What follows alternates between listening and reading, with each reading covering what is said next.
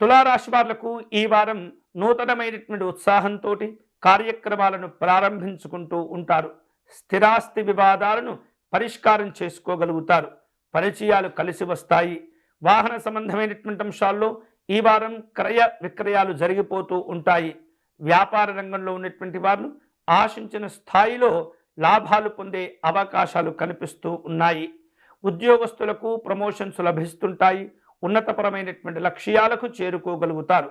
అధికారులతో సమన్వయం చేసుకుంటూ మంచి మంచి చక్కనైనటువంటి కార్యక్రమాలు రూపొందించడం ద్వారా మీ యొక్క శక్తి సామర్థ్యాదులు అధికారులు గుర్తించగలుగుతారు.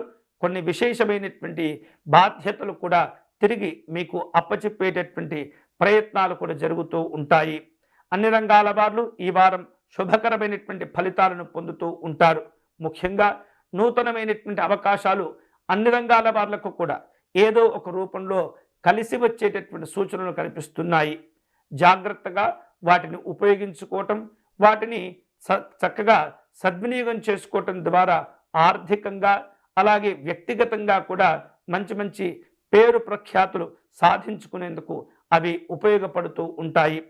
వివిధ రూపాల్లో కాస్త మీరు చేపట్టేటటువంటి ముఖ్యమైనటువంటి పనులు రహస్యంగా పూర్తి చేసే ప్రయత్నం చేయండి. అసూయ రాగద్వేషాలు ఇబ్బంది పెడుతూ ఉంటాయి కాబట్టి కొన్నిసార్లు మీతోటే కలిసి ఉంటూ మిమ్మల్ని ఇబ్బంది పెట్టేటటువంటి వ్యక్తులు కూడా తయారవుతుంటారు ఈ వారం. అటువంటి అన్ని రకాల జాగ్రత్తలు తీసుకోవటం మంచిది. ఈ వారం మీరు శుభకరమైనటువంటి ఫలితాలు పొందేందుకై లక్ష్మీ నృసింహస్వామి వారిని చక్కగా ధ్యానం చేసుకోవటం, నమస్కారం చేసుకోవటం, పూజించటం మంచిది. వీలైతే కనుక తులసీ దళములు సేకరించి లక్ష్మీ నృసింహస్వామి వారికి అర్చన నిర్వహించేటటువంటి ప్రయత్నం చేయండి.